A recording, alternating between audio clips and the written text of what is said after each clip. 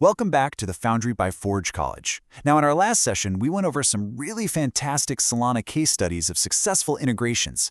But today, we are shifting gears back into our applied Solidity development track. Specifically, we're going to be looking at the blueprints for an emergency shutoff valve. So welcome to our explainer on the overview of refund mechanisms. All right, here is our step-by-step schematic for today's explainer. We'll start with the post-sale escape hatch, then look at 3 refund blueprints, tackle the vesting complication, run through safety protocols, and wrap up with choosing your mechanism.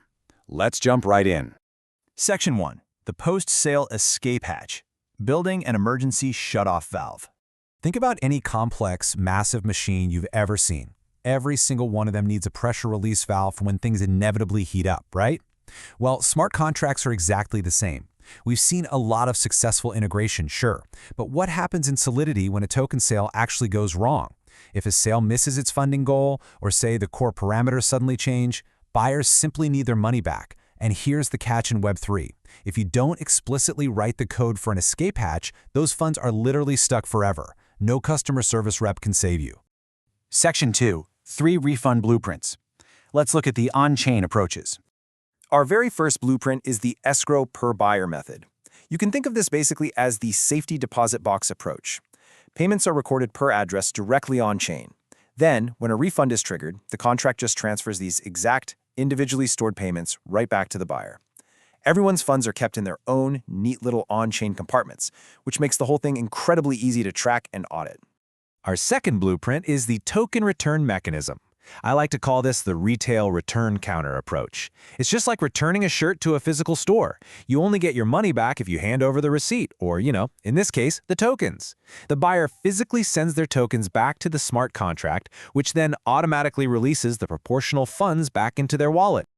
And our third blueprint is conditional automatic. This is essentially your automated tripwire. The contract automatically returns funds when a specific pre-coded condition is triggered, like, say, missing a soft cap or hitting a hard time limit. Now, this is absolutely fantastic for building deterministic buyer trust, but honestly, it adds some serious complexity to your state transitions under the hood. Now, you might be wondering, how do I choose? Well, understanding the trade-offs, particularly between our first 2 blueprints, is absolutely crucial. See, escrow gives you simple per-user tracking, but it definitely comes with higher storage gas costs because you're saving so many individual balances to the blockchain. On the flip side, token return requires lower initial storage, but you have to build in complex ERC20 token transfers and burn logic. At the end of the day, in Web3 engineering, every single architectural choice you make is going to cost you either gas or trust. Section 3. The vesting complication. Handling claimed tokens. Okay, so here is where the plot thickens a bit. What happens when a refund is requested, but the user has already actively claimed some of their vested tokens? Well, to put it simply, you can't refund a slice of pie someone already ate. It sounds super obvious when you say it out loud, but trust me, it is a massively common oversight in the space. You logically cannot refund their entire initial deposit. You have to subtract what they've already consumed. Let's actually look at how this math works in practice. So if a buyer deposits 1 ETH and has claimed 0 tokens, their refundable balance is, of course, the full 1 ETH. Simple. But if they've already claimed, say, 0.3 ETH worth of vested tokens, their true refundable balance is now only 0.7 ETH. In Solidity, we track this by using a vested claimed mapping, and we explicitly subtract it from the total deposit to find the true amount that is safely allowed to be sent back. Section 4. Smart Contract Safety Protocols. Avoiding exploits. Listen, an escape hatch is completely 100% useless if pulling the lever accidentally blows up the whole machine. To process refunds securely, we have to follow the absolute golden rule of Solidity, the checks, effects, interactions pattern. Step 1, check that the balance is greater than 0. Step 2, zero the balance out in your state variables. Step 3, send the funds via the external call. I can't stress this enough. You must zero the balance out before you send any funds to avoid getting your contract drained. Beyond that critical sequence, you've got a few other vital safety checks to keep in mind. First, you need to require the sale to be officially closed, usually by using a simple Boolean flag. You also really want to prevent zero-value transactions from cluttering up your state, and as we just discussed, always reduce those deposits before the external call. Finally, always check if the call actually succeeded. Skipping even one of these steps leaves the door wide open for devastating reentrancy attacks, and nobody wants that. Section 5. Choosing your mechanism. Matching code and policy. So, considering all this, how do you choose the right blueprint? Honestly, it all comes down to this one core truth.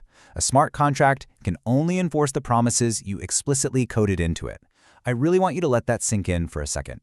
You could have the most beautifully written, legally airtight refund policy on your website, but it is entirely meaningless on-chain if your Solidity code doesn't actually match it. So, to empower you to make the right architectural choice for your own Web3 projects, I want to leave you with this final checklist. Do you need per-person traceability and simple off-chain auditing? Then go ahead and use the escrow method.